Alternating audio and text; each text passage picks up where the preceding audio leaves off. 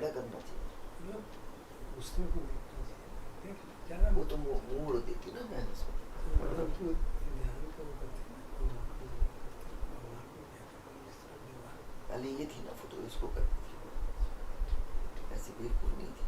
जो ऐसा नहीं करते ना, जो एक ऑब्जेक्ट होता है उसी को रखते हैं ना, तो मैं करूँगा, मैं इसको करूँगा।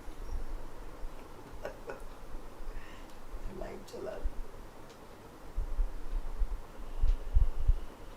či tam brigýva, jenom keď dější, a zpět píšeš ty voze.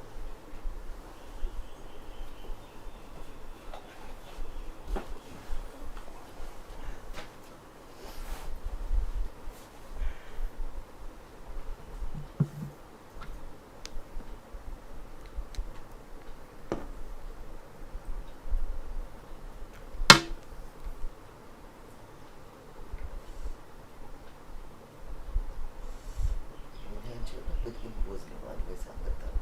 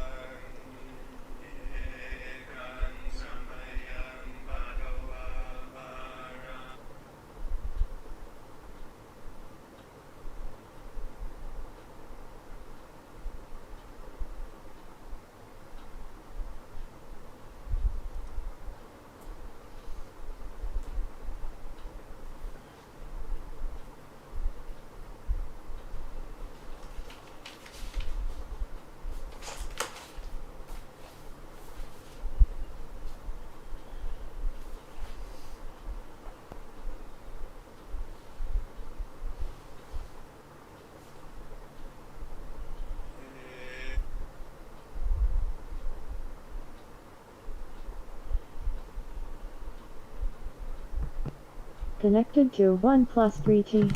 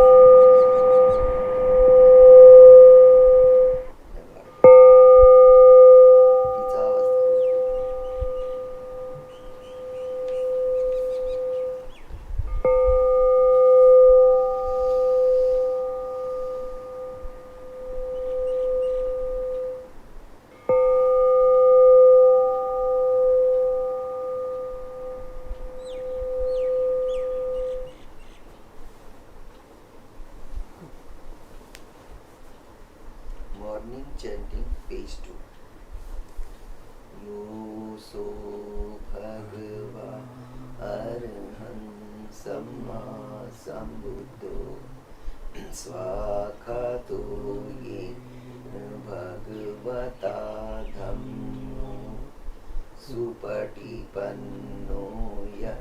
स भगवतो सावक संघो तमयं भगवन्तं सधम्मं ससङ्गम् इमेहि सकारि यथार्हम् आरोपिति हि अभिपूजयामः साधुनो भन्ते भगवा शुचिरपरिनिर्भूतोऽपि पश्चिमा जनता कम्पमानसा इमे सकारि दुर्गतपणाकारभूत पटिगह्णातु अम्हाकं दीगरतं काय सुखाय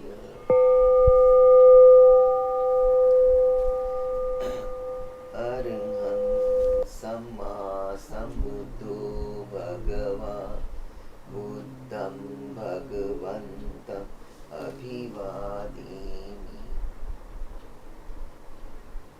स्वाखातो भगवत् धम्मो धम्मं नमस्सामि सुपटिपन्नो भगवतो सावक संघो संघं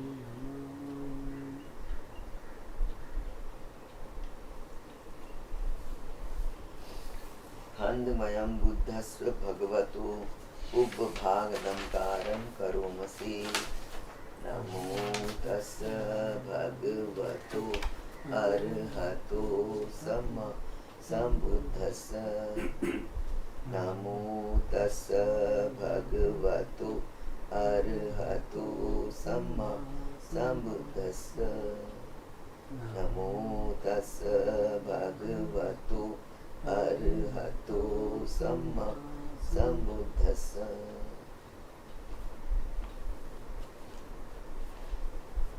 त्रिरत्न वंदना हन्दमयं रतनतय प्रणाम गाथा यो चेव संवेग परिकीर्तन पाठं च भणामसि बुद्धो सुशुद्धो करुणा महन्नवो यो चन्त शुद्ध बर्यान जनो वन्दामि बुद्धम् अहम् आदरेण तं धम्मोपदीपो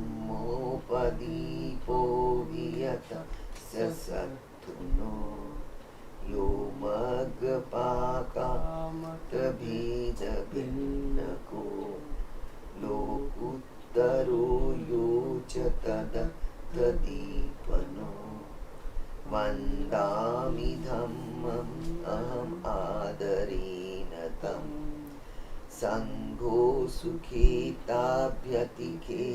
सन्नितो यो दिट्ठ सन्तो सुगतानुभोधको लोलपहीनो अरियो सुमेधसो वन्दामि संघम् अहम् आदरेण तं पुण्यं मया यममः सबुपद्दवा माहोन्तु ते तस्य प्रभावसिद्धिया इद तथागतो लोके उपन्नो अरहन् सम्मा सम्बुद्धो धम्मो च देशितो नियानिको उपशमिको परिनिब्बानिको समुद्रगामी सुगतः पवेदितो मयन्तं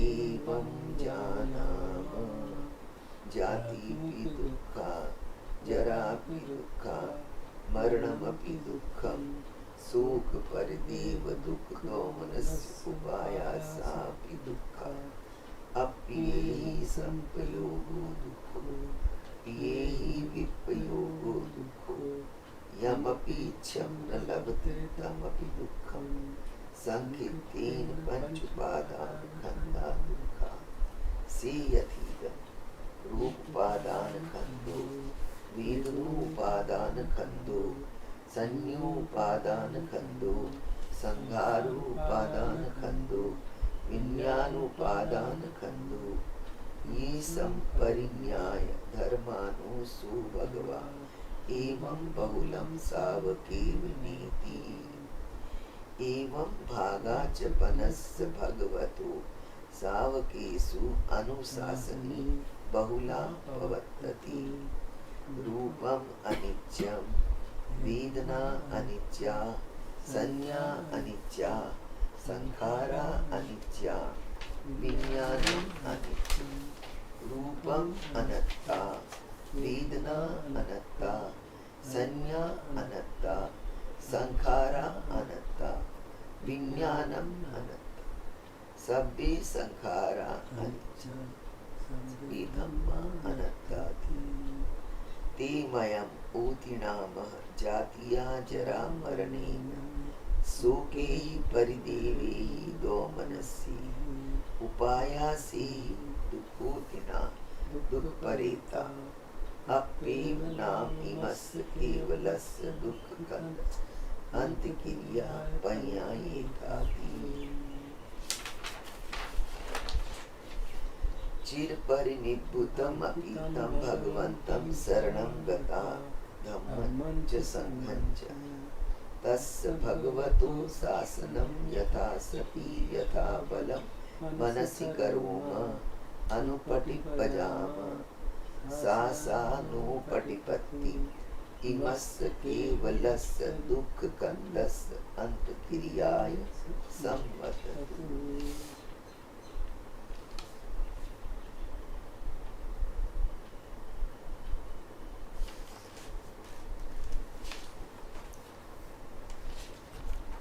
अब हम अनंत लखन सूत्र का रेसिटेशन करेंगे।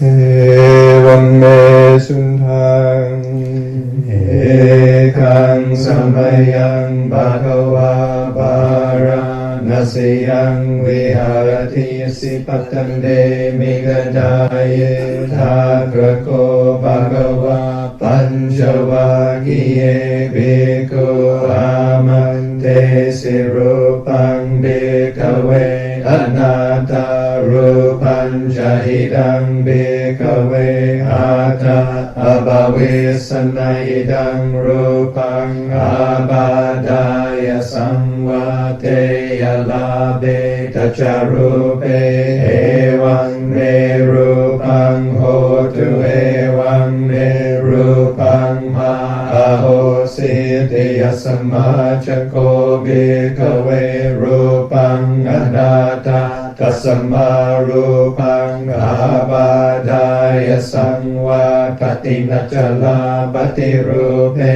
evam me rupang hotu evam me rupang mahahositi vedana anatta vedana chahidang bhikkhave atta abhavesanayidang vedana abadaya sangvateya labhe tacha vedanaya evam me vedana hotu evam me vedana mahahositi yasamajako bhikkhave vedana anatta tasama vedana abadaya sangvatati nachala bhati vedanaya evam me vedana hotu evam me vedana mahahositi สิติสัญญานาตาสัญญาชหิดังเบกเวอาตาหะภเวสนัยดังสัญญาอาปาทายสังวาเทยลาเบทัจสัญญายเอวังเมสัญญาโหตุเอวังเมสัญญามหาโหสิติยสมาจโกเบกเวสัญญานาตาตัสมาสัญญาอาปาทายสังวาตตินัจลาบติสัญญายเอวังเมสัญญาโหตุเอวังเมสัญญามหาโหสิติสังขารานาตาสังขาราชหิดังเบกเวอาตาอภเวสังสุนัยดังสังขาราอาปาทายสังวาเทยงลาเบทัจสังขาเรสุเอวังเมสังขาราหนตุเอวังเมสังขารามาเหสุนติยสมาจโกเบกเวสังขารานาตาทัสมาสังขาราหาบาดายสังวาทันตินาจลาปฏิสังขาเรสุเอวังเมสังขาราหนตุเอวังเมสังขารามาเหสุนติวิญญาณังอนาตาวิญญาณัญจหิดังเบกเวอาตาภเวสนัยดังวิญญาณังอาปาทายสังวาเทยลาเบทจวิญญาเนเอวังเนวิญญาณังโหตุเอวังเนวิญญาณังมาโหสิติยสมาจโกเบกเววิญญาณังอนาตาทัสมาวิญญาณังอาปาทายสังวาทตินัจลาปฏิวิญญาเนเอวังเมวิญญาณังโหตุเอวังเมวิญญาณังมาโหสิติทังเข่งมายตเบกเวรูปังนิจังวาอนิจังวาทิอนิจังบันเตยัมปนานิจังทุกขังวาทังสุขังวาทิทุกขังบันเตยัมปนานิจังทุกขังวิปาริณามธัมมังคาลังดุตังสัมมานุปัสสิตังเอตังมะมะเอโสหัมมัสมิเอโสเมอาตาติโนเอตังบันเททังคิงมัญญตเบกเวเวรนานิจาวาหนิจาวาติยนิจาบันเทยัมปนานิจังดุขังวาทังสุขังวาทิดุขังบันเทยัมปนานิจังดุขังวิปาริณามธัมมังคาลังดุตังสัมมานุปัสสิตุงเอตังมะมะเอโสหัมมัสมิเอโสเมอาตาทิโกเอตังบันเตทังคิงมัญญตเบกเวสัญญานิจาวาหนิจาวาทิยนิจาบันเตยัมปนานิจังดุขังวาทังสุขังวาทิดุขังบันเตยัมปนานิจังดุขังวิปาริณามธัมมังคาลังดุตังสัมมานุปัสสิตุงเอตังมะมะเอโสหัมมัสมิเอโสเมอาตาทิโนเอตังบันเตตังคิงมัญญตเบกเวสังขารานิจาวาหนิจาวาทิอนิจาบันเตยัมปนานิจังทุกขังวาทังสุขังวาทิทุกขังบันเตยัมปนานิจังทุกขังวิปาริณามธัมมังคาลังดุตังสัมมานุปัสสิตุงเอตังมะมะเอโสห ธัมมัสสมิเอโสเมอาทาติโนเหตังบันเดทังกิมบัญญตเบกเววิญญาณังนิจังวาอนิจจังวาติอนิจจังบันเดยัมปนานิจังดุขังวาตังสุขังวาทิดุขังบันเดยัมปนานิจังดุขังวิปาริณามธัมมังคาลังนุทังสมานุปัสสิตุงเอตังมะมะเอโสอะมัสสมิเอโสเมหาทาติโนเหตังบันเดตัสสมาดิยัมเบกเวยังกินชิรูปังอธิตานากตภาจุปานังกาชาตังวาบาหิดาวาโอลาริกังวาสุกุมังวาหิรังวาพนิตังวายันดุเรสันติเกวาสาบังรู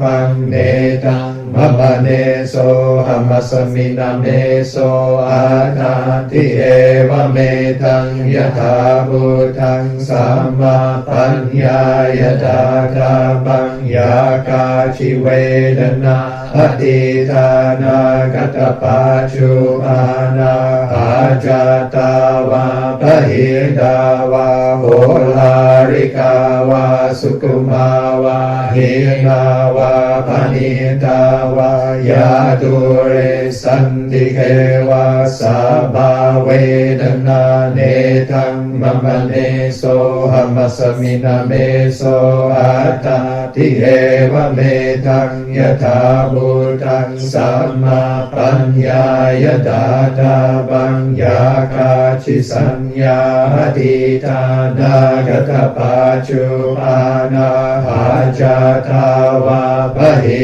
ดาวาโหลาริกาวาสุกุมาวาหินาวาปณิตาวายาดุเรสันติเกวาสามาสัญญาเนทังมะมะเนโสหัมมัสสมินาเมโสอาตาติเอวะเมทังยถาภูตังสัมมาปัญญายตาตาบัญเยเกจิสังขาราอธิตานากตปาจุปานาอาจาตาวาบาหิดาวาโอลาริกาวาสุกุมาวาหินาวาพนิตาวาเยตุเรสันติเกวาสาเบสังการาเนตังมะมะเนโสหัมมัสสมินาเมโสอาทาติเอวะเมตังยถาภูตังสัมมาปัญญายตาตาบังยังคินชิวิญญาณังอธิตานากตภาจุปานังอาจาตังวาบาหิดาวาโอลาริกังวาสุกุมังวาหิรังวาปณิตังวายันตุเรสันติเกวาสาบังวิญญาณังเนตังมะมะเนโสหัมมัสสมินาเมโสอาทาติเอวะเมตังยถาภูตังสัมมาปัญญายตาตาปังเอวังภาสังเบกเวสุขลาอริยสาวโกรูปัสมินปิเนปินดติเวทนายปิเนปินดติสัญญายปิเนปินดติสังการเรสุปิเนปินดติวิญญาณสมินปิเนปินดติเนปินดังวิราจติวิรากาวิมุจติวิมุตตัสมิงวิมุตตมิติญาณังโหติขีนาจาติวสิตังบรมจริยังกตังการณียังนาปรังอิตาทายาติปัจจานาติทิรม มโวจะภะคะวะอะตมนาปัญจวัคคียาเบกุภะคะวะโตบาสิตังอภินันตุอิมัสมิงจะปันเวอาการนัสมิงปัญญมาเนปัญจวัคคียานังเบกุนังอนุปาดายะอาสเวหิจิตานิวิโมจิงสุติอานัตตลักขณสุตังนิติตัง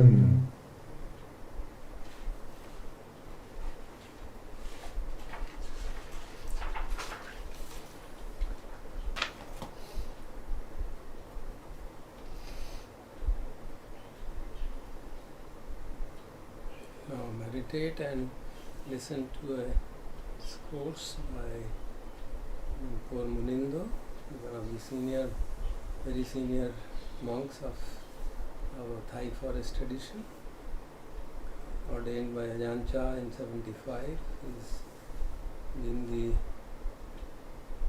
abbot of Arunaratnagiri Monastery in England for the last 30 years.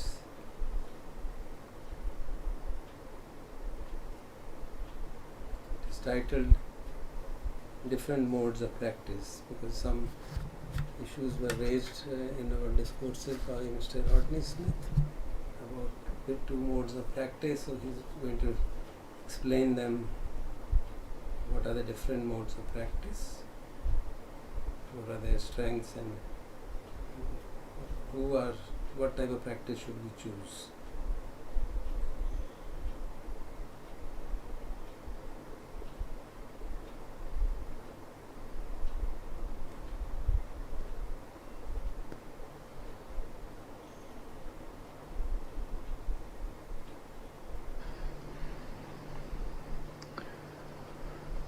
Namo tassa bhagavato arahato samma sambuddhassa. Namo tassa bhagavato arahato samma sambuddhassa. Namo tassa bhagavato arahato samma sambuddhassa. Buddhaṃ Dhammāṃ Saṅghāṃ Namasāmi.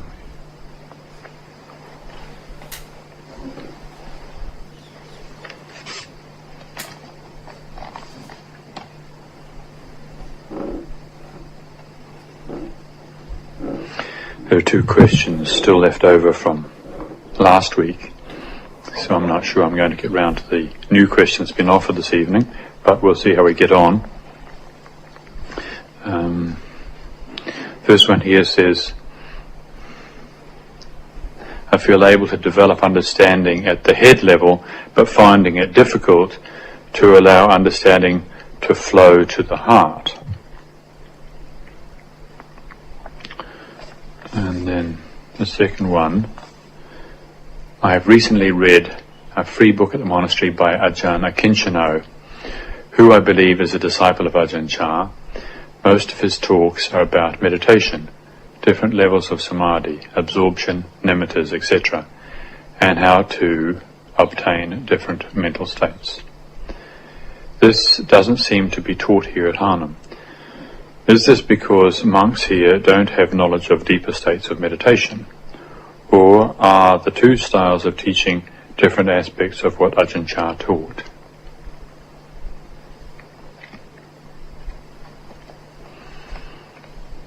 In a way, I think these two questions relate to each other, so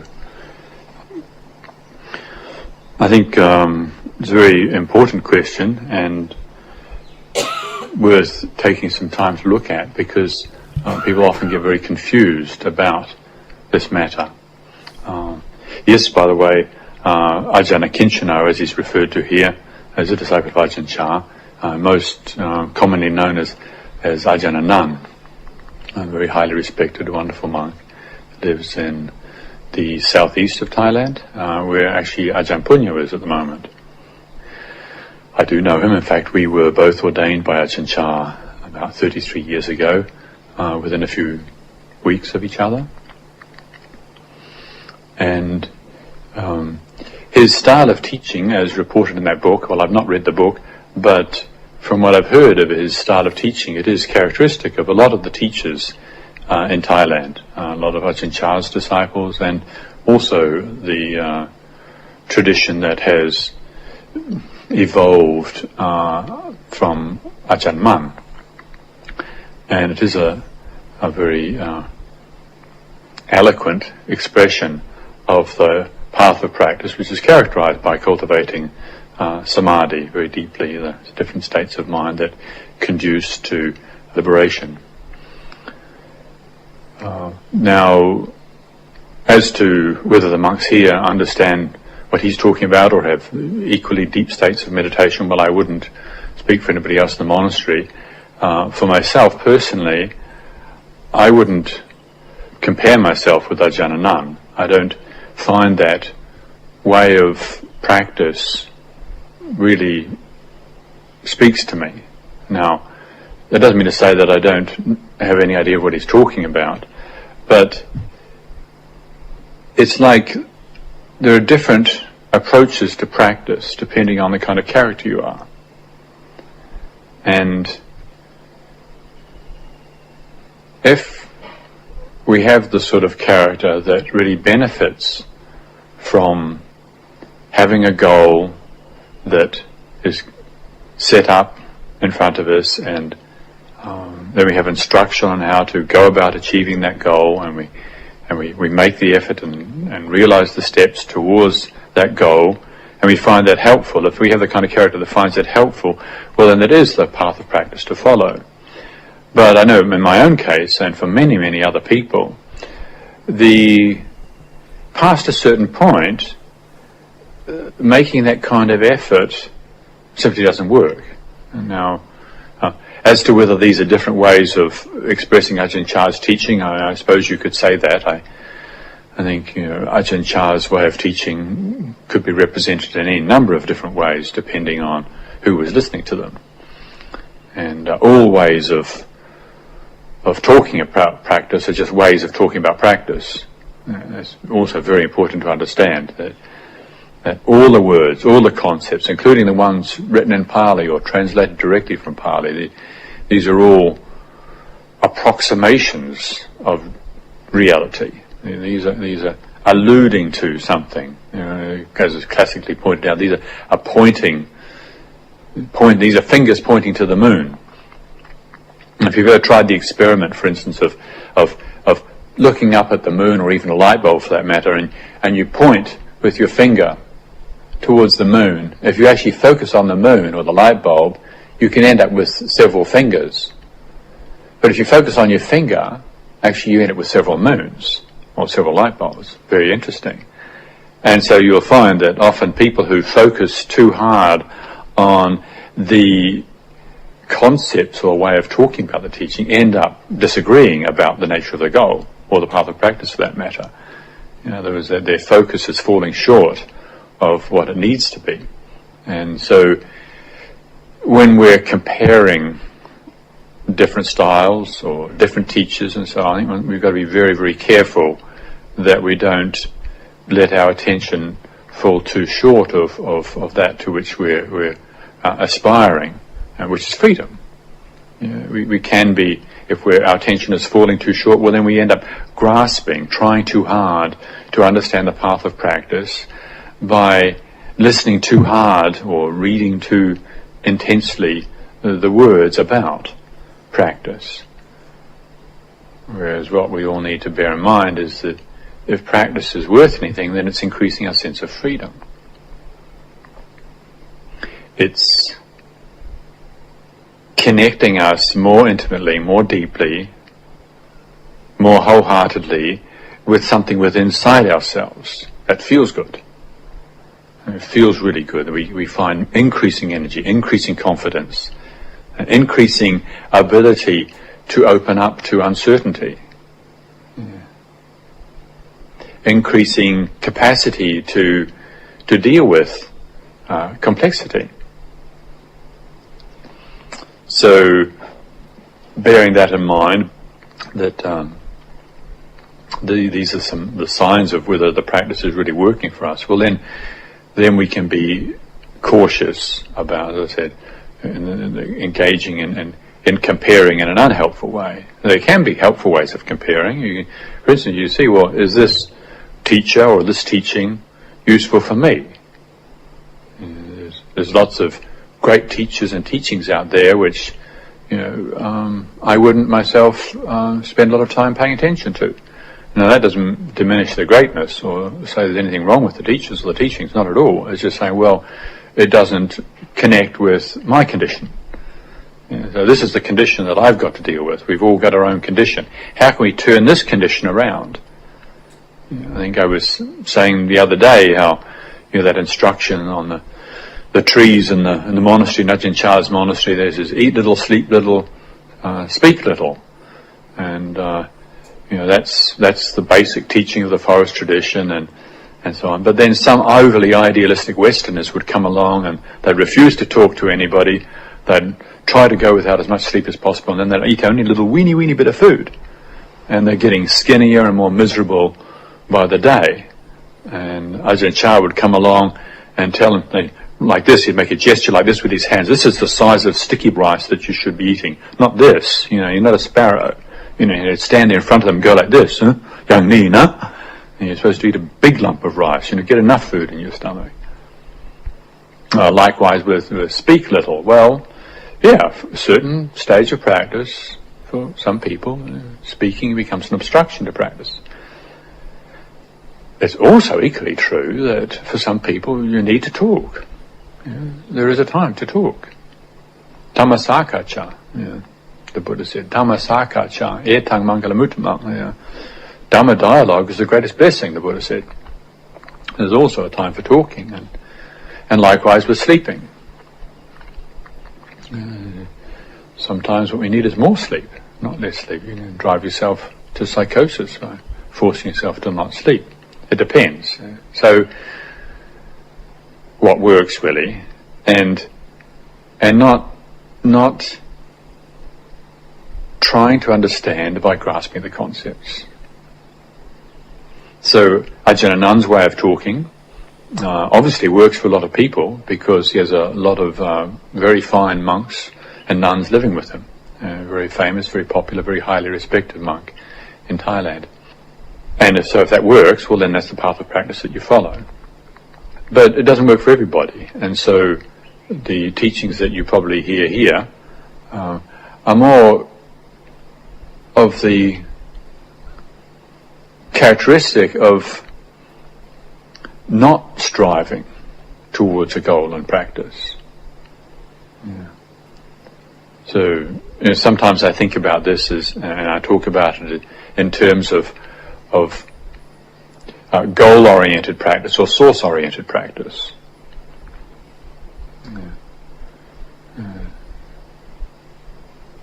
Some people, if you don't give a clear indication of the goal and the stages of practice, well then they can't get a lot of energy going. They feel just get wandering around in doubt and uncertainty, and they always feel like they need somebody to tell them what to do. Well, the best thing to do for people like that is to find a teacher who understands the goal and who's willing to talk about it and to be there for you and to help you see the stages of practice. But there are others for whom, as I started off by saying, that when you engage well, a willful effort to strive towards a goal, the body becomes more tense, the shoulders go up around the ears, and you end up getting a headache. And all you're doing is comparing yourself with where you should be all the time, and basically you're never good enough. You're always falling by the wayside, you're always failing. And this is, I would suggest that this is often the case for many Westerners who we are often very deeply conditioned into this perspective of being always once removed from ourselves, judging ourselves. It's a kind of like a shadow effect, or the side effect, if you like, of the kind of education system we went through. Discriminative intelligence, which is marvelous. It's great that human beings, we have this ability to remember very subtly and speculate about the future and and assess and evaluate and analyze and discriminate. However, if we get conditioned to really identifying with this aspect of ourselves, always analysing, always comparing, always judging, then the mind's never quiet. It just never settles. Even when the mind does start to settle, then there's a voice comes and says, "Oh, you're doing really well now. Yeah, you're really on the path. You're really getting close now, and you're just going to drop into jhana any minute." And this must be a nimitta. I wonder what sort of nimitta this is. And my nimitta is better than his nimitta. And I should have a better nimitta. And you lost everything. Confused again. The mind that has been conditioned that way doesn't necessarily benefit from being given a spiritual exercise which is going to plug right into that. Sometimes what's called for is to completely disengage from that way of always doing something. Always doing, always getting somewhere, always going somewhere. It can just be a form of what classically what's called bhava tanha, craving for becoming, wanting to become something other than what we are. And this is not just a concept, this is a force. This is a force within our consciousness. This is a momentum in our psyche. This endless aching to be something other than what we are. So tedious, so painful. And if you equip somebody with this disposition, with a spiritual technique that holds it up as being a virtue, well, you can really drive yourself potty. And a lot of people have done this. So I was saying that the orientation of effort that I characterize as being more source-oriented, which is a very different mode of practice. It's not about doing something, it's not about stages of practice, it's not about am I getting closer to the goal. Because all of that plugs into another kind of frequency that may not be helpful for us. It's not helpful for me, I just don't pay any attention to that. Yeah. Now, if this kind of way of talking doesn't make any sense, well, it's probably because we've never got to the stage where the mind drops into stillness. If we haven't experienced what it's like to have a quiet heart, a quiet mind, well, then this kind of discussion doesn't make any sense. And it is true that there's a lot of teachers around who have followed a certain method or a certain technique of practice for a good period of time, and they've arrived at some understanding, a fresh perspective, an alive understanding and appreciation of their experience that is transforming and truly relevant. And from that perspective, they let go of any kind of particular technique or system or their practice from that point onwards is just remembering to fall into awareness. That's one way of talking about it. Again, reminding us all that it's all just ways of talking. You don't take any of this too literally or too seriously. But these characters who talk about practice like that, they come out with such things as, you don't need to meditate. All meditation is, you listen to Krishnamurti, the way he talks passionately about how pointless all the things you're doing. Complete waste of time. Well, the guy meditated for years. When was he plucked out of his village when he was 9 years old or something or other, and brainwashed? No wonder he had a kind of allergic reaction to religious systems. But he followed religious systems for a very long period of time. And he's not the only one. There's lots of other people who follow certain systems and teachings and techniques and methods until they get to the point where something shifts and they don't use these anymore. But then the way they talk tells other people that they shouldn't use them anymore.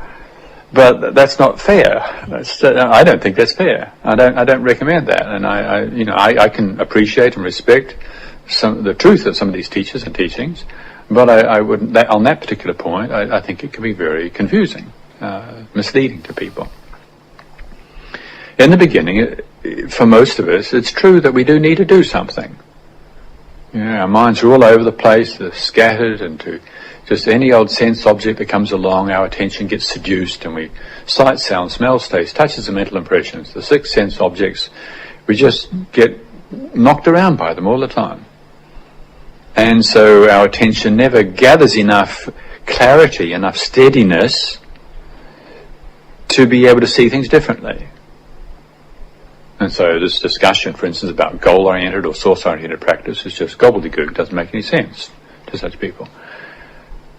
So it is important that in the beginning people are encouraged and enabled and find confidence in doing something that does take us to the point where the mind drops into a new perspective, a new feeling appreciation of our experience. It's like refocusing the lens. You're looking through a camera, you see a blur, and then you refocus it and you see, clear. So, and it's got nothing to do with what anybody else says. This is an experience, like a taste. A taste of something that you eat. Today we had this rather agreeable Serbian delicacy, Serbian apple pie. Now, I don't know, I'd never had Serbian apple pie before today. But Magdalena Molnar, Tanjana Molny's mother here, spent all yesterday afternoon baking Serbian apple pie. Now, the experience of Serbian apple pie is not something you can describe. You've got to eat it. And I highly recommend it.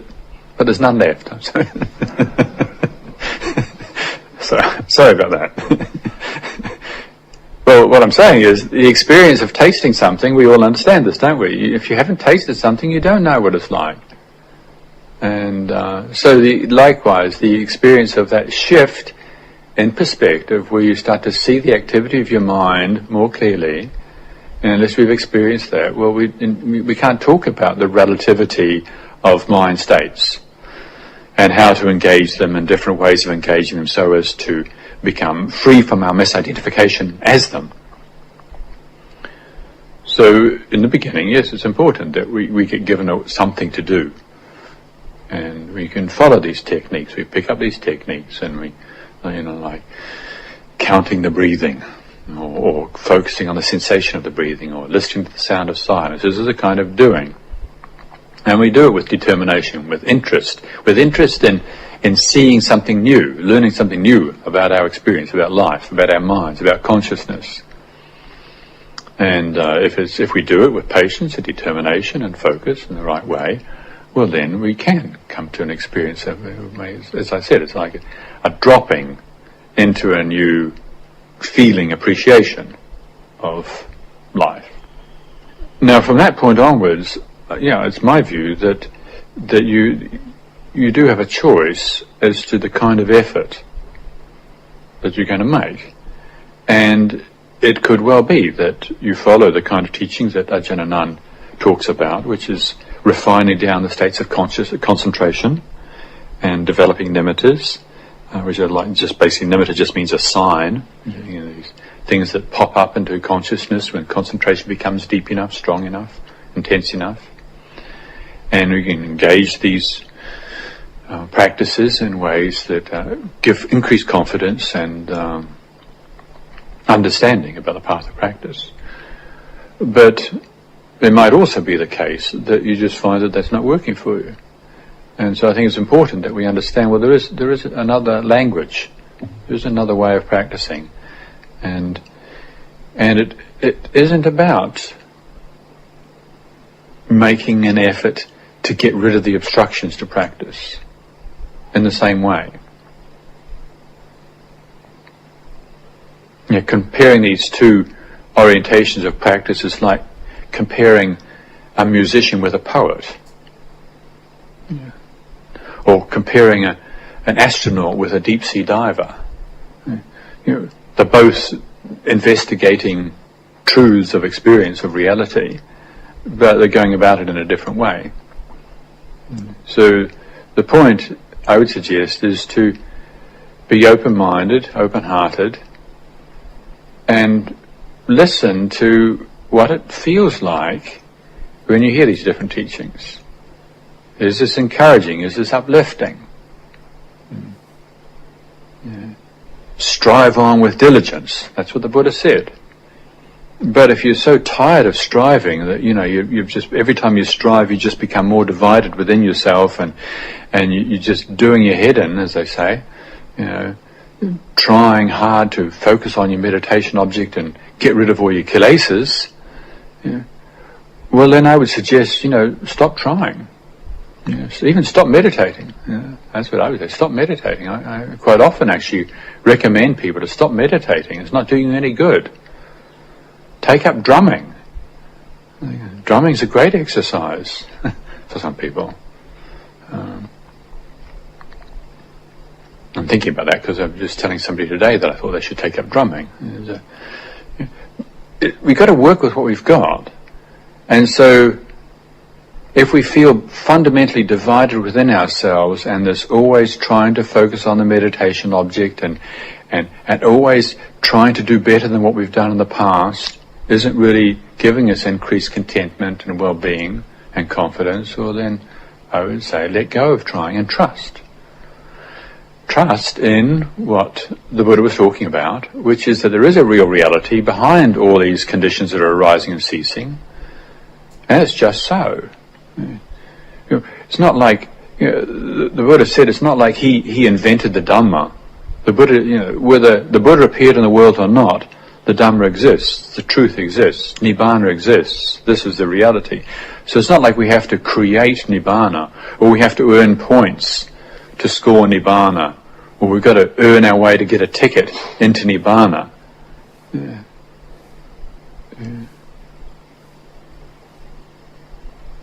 We could also simply trust in the reality of Nibbana. Trust in the reality of what is behind all this doing.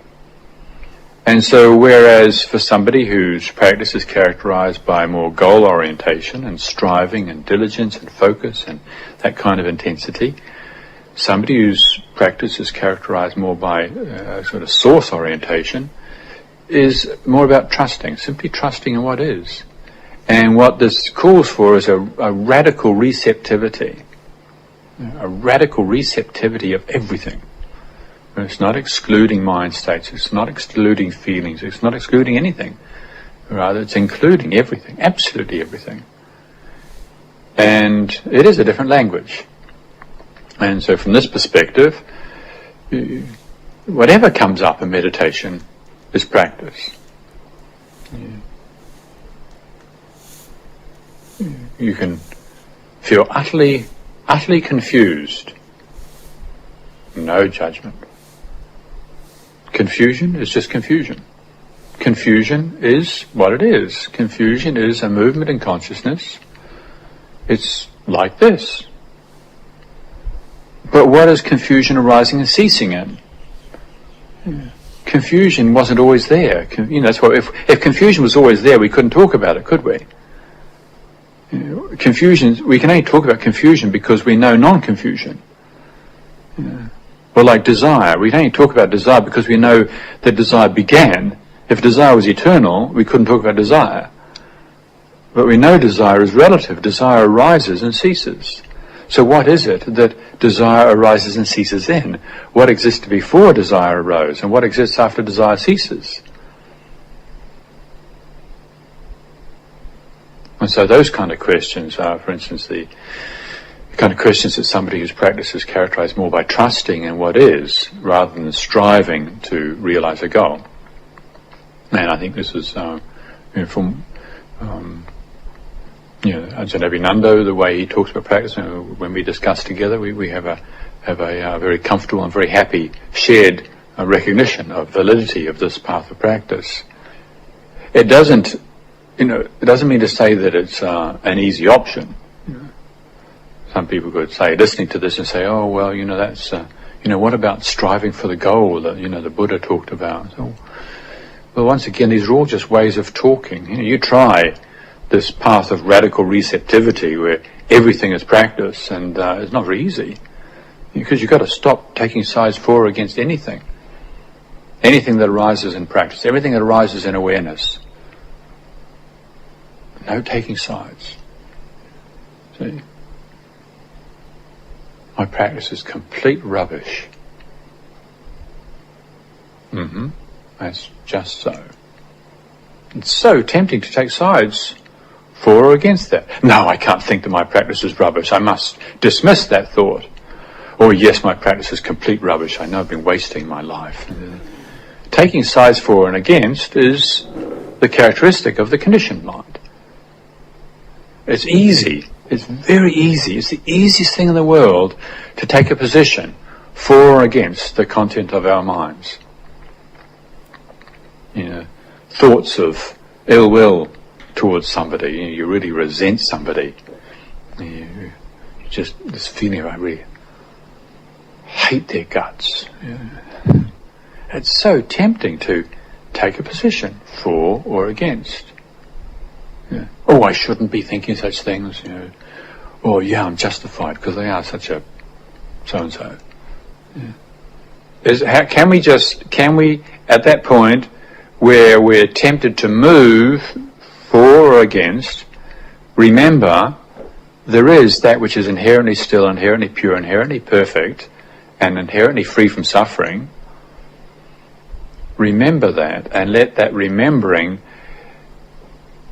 trigger a trust that means we can fall back into a larger reality, into an awareness, whereby we don't have to become that particular movement in consciousness. Remembering, remembering becomes the effort. This is simply the effort in the moment to remember that possibility.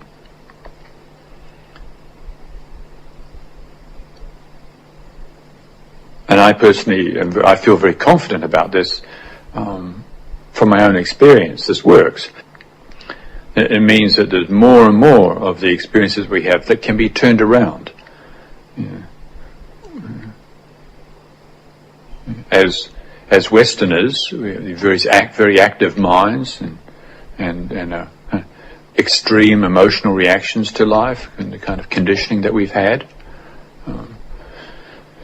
There is a very real risk that in developing the path of samadhi, refined states of concentration, and consciousness becomes very potentized, very intense, that if our conventional character is not very stable, not very balanced, that this spiritual energy, this potency that we've cultivated, can be kidnapped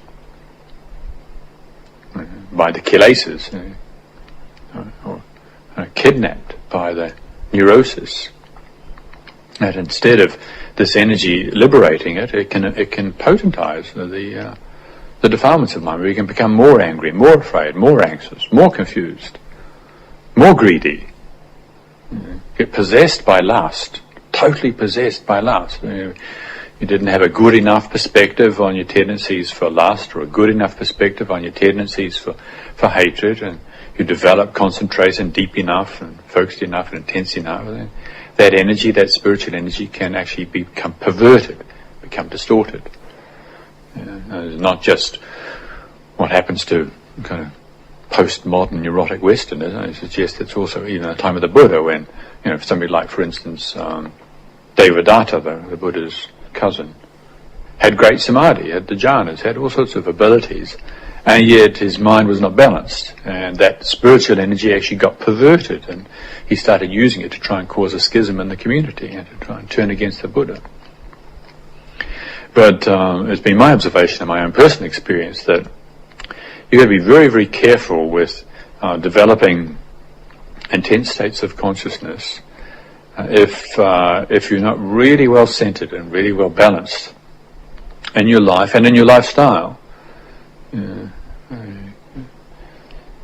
It's true also that in the environment that we live in, you can develop some of these refined states of consciousness and then have your lifestyle interfered with in a dramatic way, and it can become very, very disturbing. It's quite generally well understood that if you are going to follow that path of practice, you need to seclude yourself from society and seclude yourself from all sorts of interferences that are going to disturb consciousness, because the mind becomes very vulnerable and very, very subtle.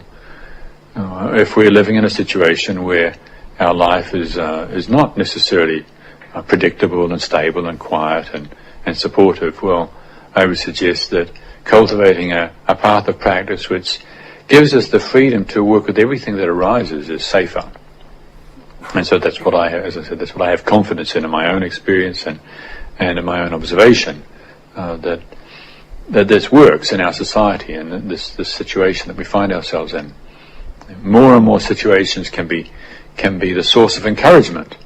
You know, when you're talking with somebody and you're finding the conversation very threatening, you know, like getting you in the solar plexus, or you go up in your head and you're getting all confused and frustrated because this person is dumping their toxic waste on you, and if all you're thinking about is how can I get the hell away from this character who's ruining my practice and go and meditate, well, I'm not sure that's very helpful really, because you're probably just going to bang into somebody like that again before too long.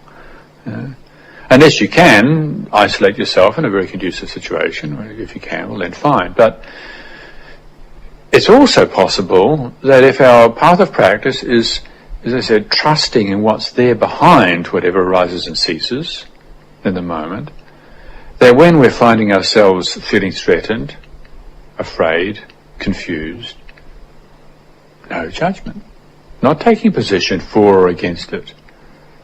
Rather, the momentum of our orientation of effort is towards enlarging our awareness, being more present, not thinking about another time and another place where we can get away from the situation that's irritating me, but rather embracing the situation with more of ourselves, with more willingness, with less resistance.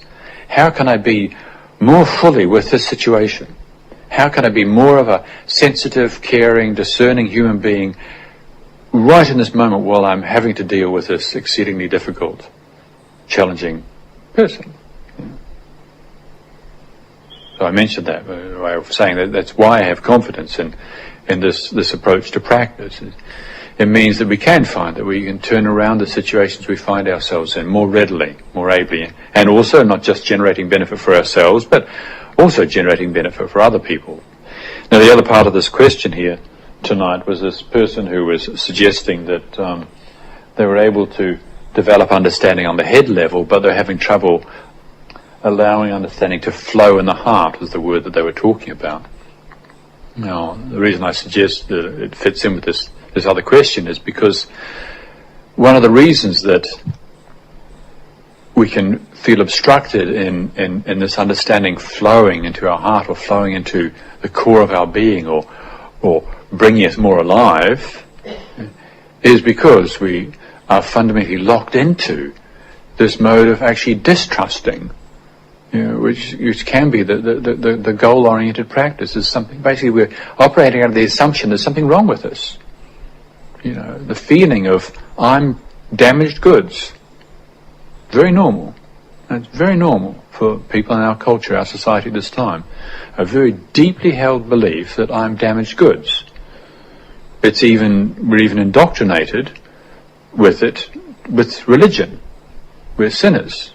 It's right there from the very beginning. Our most ancient ancestors sinned, and we've been flawed ever since. We are inherently damaged goods.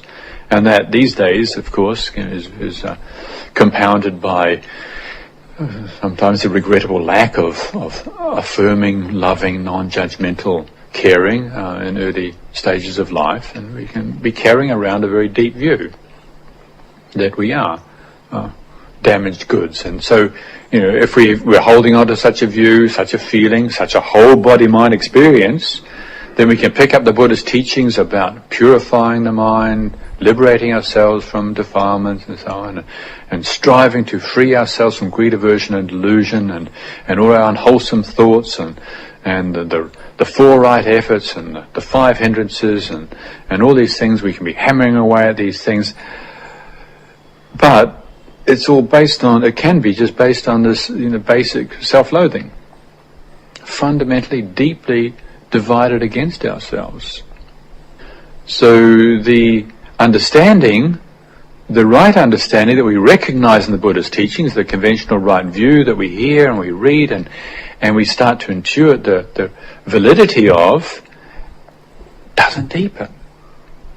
It doesn't, because we haven't let go of that heart contraction, which is the feeling of the fear that comes with the view that I'm basically inherently flawed, or however that conditioning might translate.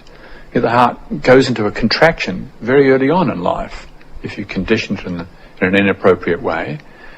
And instead of addressing this pain, this knot, this agony in the center of our chests, we can pick up the Buddha's teachings or such spiritual teachings and use them to justify this path of self-mortification that the Buddha warned against, actually. Atta gila matana yoko. Self-mortification is futile, pointless, complete waste of time, he said. Yeah. So it can be quite subtle. We need to be alert to this. But I would suggest, if it is the case that we feel this understanding is not permeating our being and not flowing through us and enlivening us and warming our hearts and giving us greater confidence and joy, well then it might be good just to take a little look at this fundamental view we have of what practice is about. If we think that we're damaged and we've got to make ourselves pure, or we're flawed and we've got to make ourselves right, or we're unenlightened and ignorant and stupid and we've got to make ourselves enlightened and real and so on. If we're holding on to such views, well, I would say feel how we hold on to them. What is the result of holding on to such views? What does it feel like to hold on to such views? And even that much, just that much, we've pulled back the momentum of following such views and are feeling what it feels like in this moment. Now this is a slight shift. We start to feel what we feel, hear what we think, sense what we sense. Kind of coming home, coming back to this condition, instead of always going out there trying to become something else, coming back to this receptivity of this right now. And then Mara comes and says, well, don't lose sight of the goal, you've got to keep striving to become something better. And then say, well, you can hear that too. So yes, I hear that. Yeah.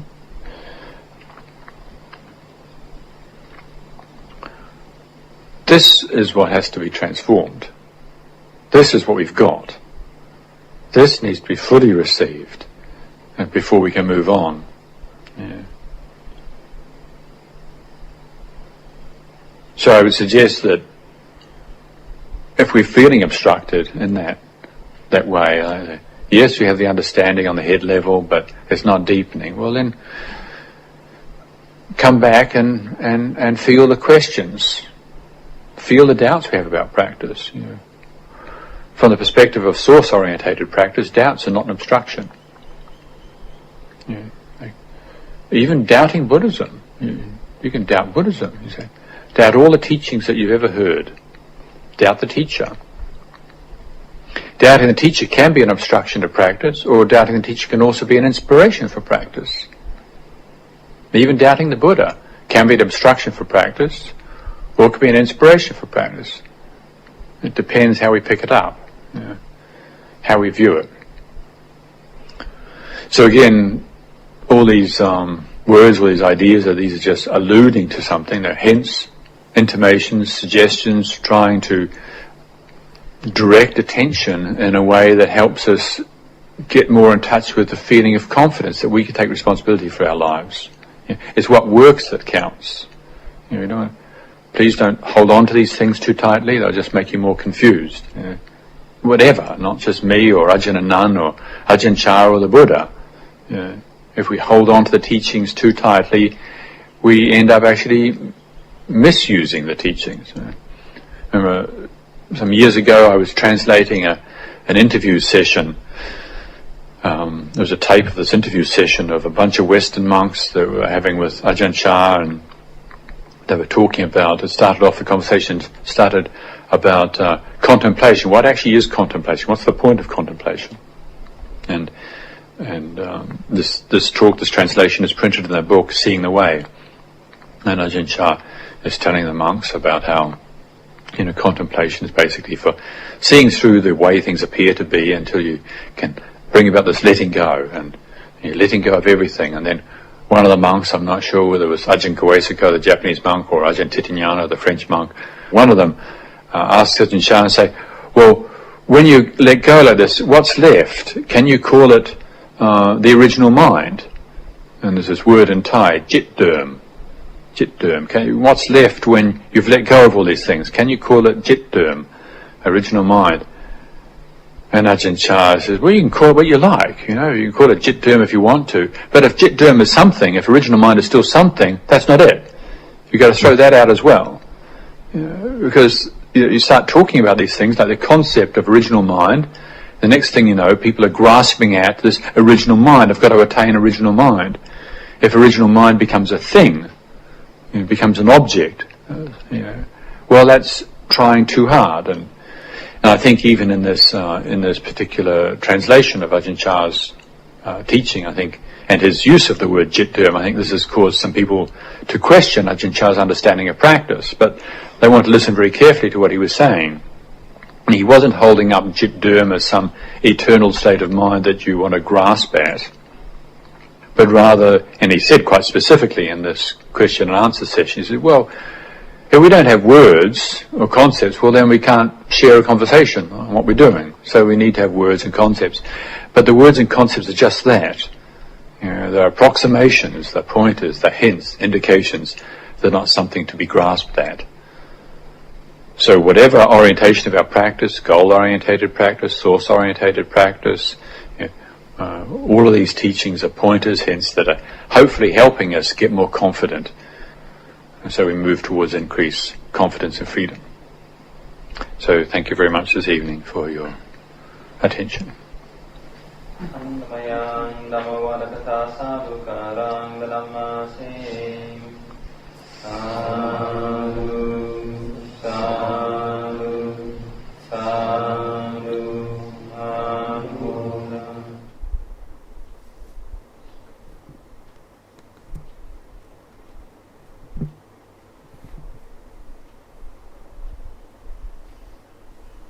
We'll sit quietly for a few minutes and then do metta bhavana.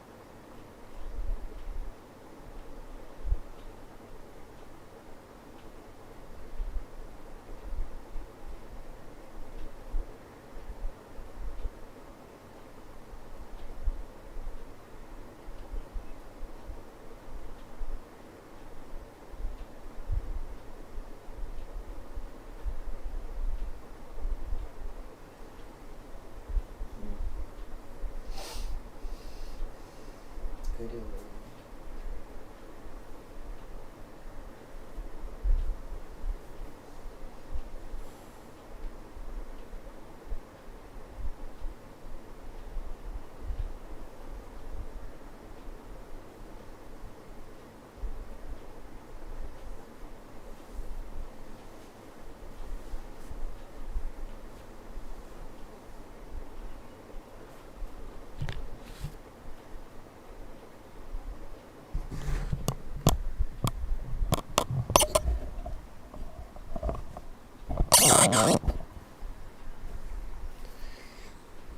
अब हम मंगल मैत्री का अभ्यास करते हैं। मैत्री ब्रह्म विहार।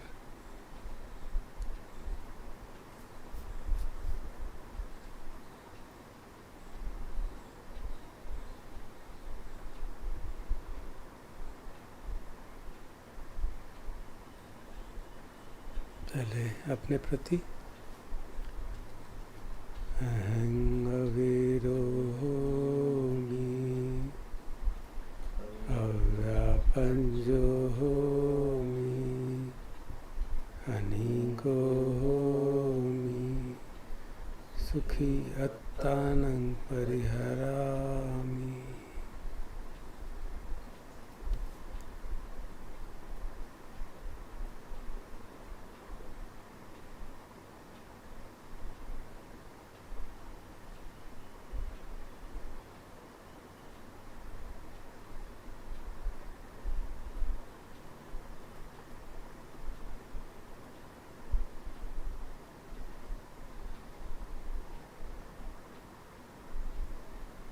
माता पितु आचार्या च ज्ञातिमित्ता च सब्रह्मचारिणो च अविराहोन्तु अव्यापज्याहोन्तु अनिगाहोन्तु सुखी अत्तानं परिहरन्तु।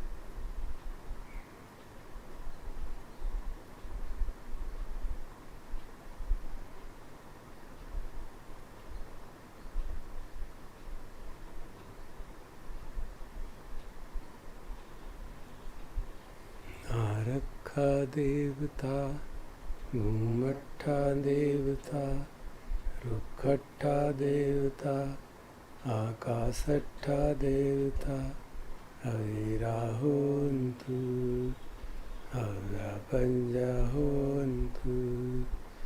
अनिगाहोन्तु सुखी अत्तानं परिहरन्तु।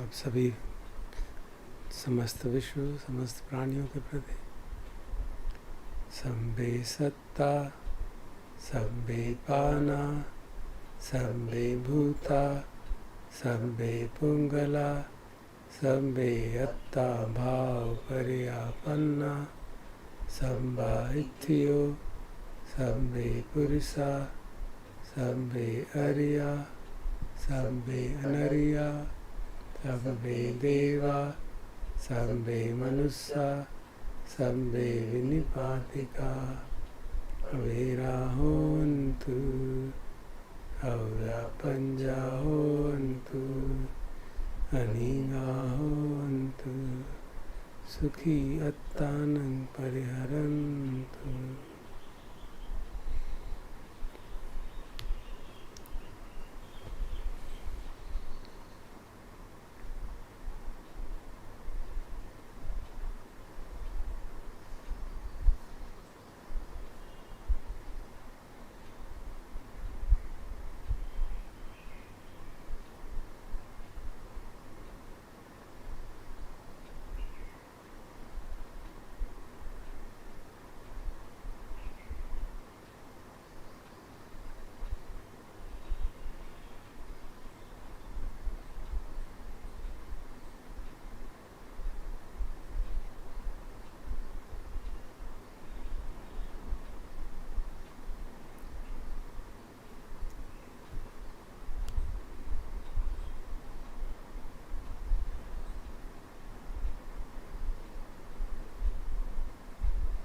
मैत्री की तरंगों को शरीर में व्याप्त करके सभी दिशाओं में उनको व्याप्त करने का अभ्यास करेंगे थोड़ी देर।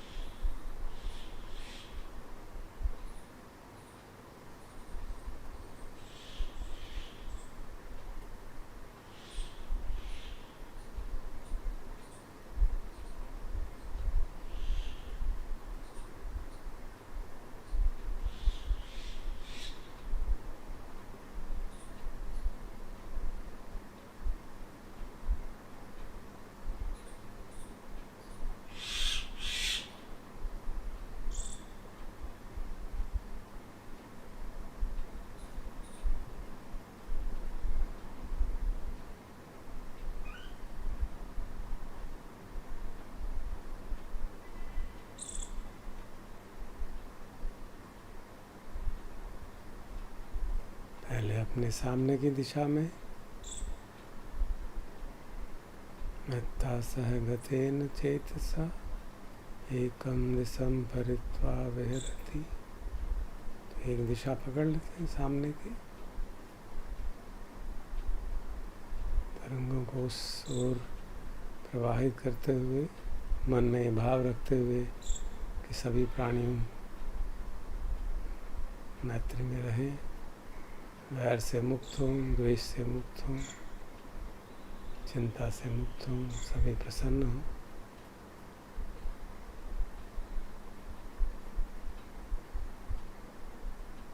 करुणा और मुदिता भी मैत्री का ही एक रूप है।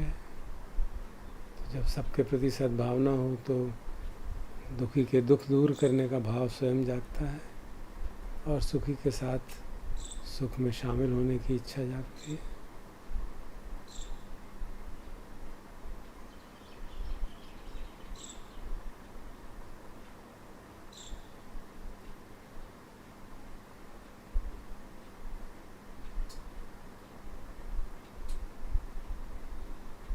फिर दाएं की दिशा में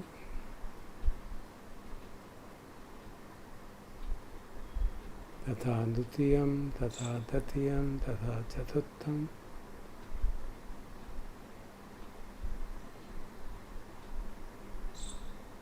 दूसरी दिशा में तरंगों को फैलाने का अभ्यास करते हैं।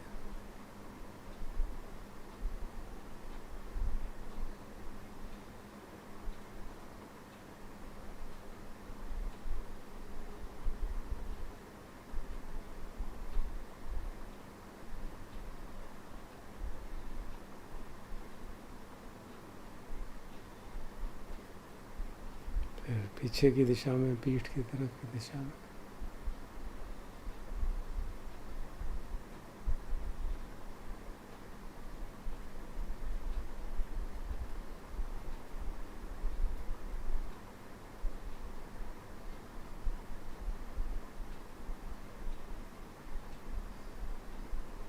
फिर बाईं दिशा में,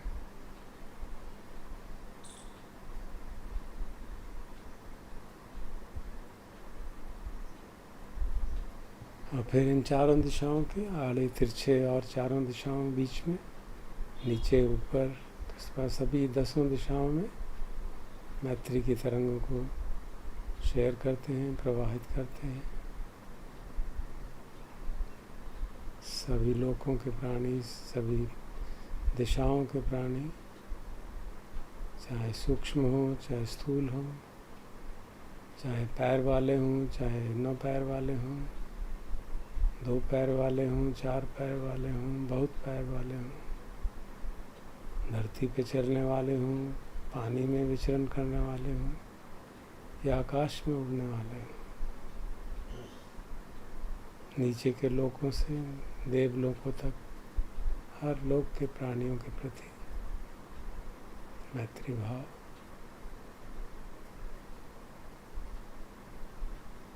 सभी निर्वैर हों,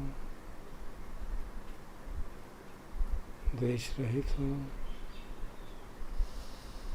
चिंता रहित हों, ये भावना रख के तरंगों को चारों ओर सहज रूप से व्याप्त करने का अभ्यास करते हैं थोड़ी देर।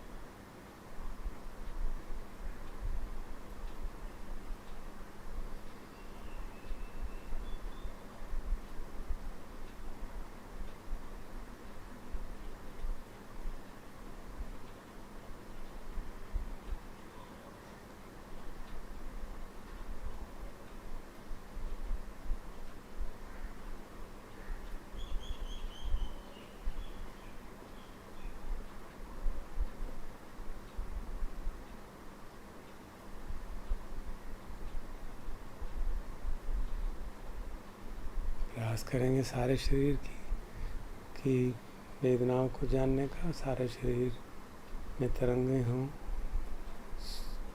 उनको फैलाने का, एक साथ देखते हुए सारे शरीर को, या जितने भी शरीर का भाग एक साथ दिख सके।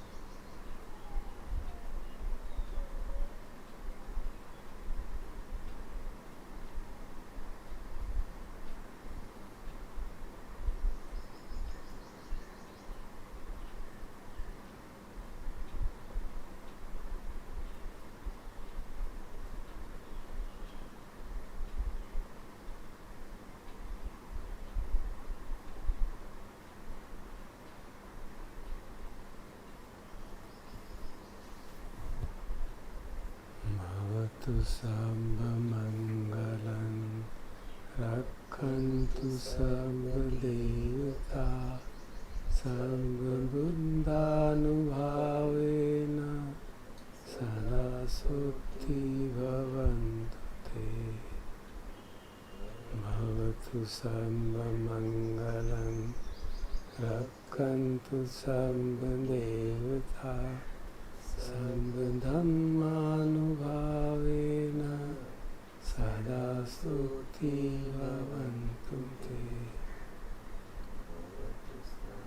भवतु सर्वमङ्गलं रक्षन्तु सर्वदेवता सर्वसङ्घानुभावेन सदा सुखी भवन्तु मे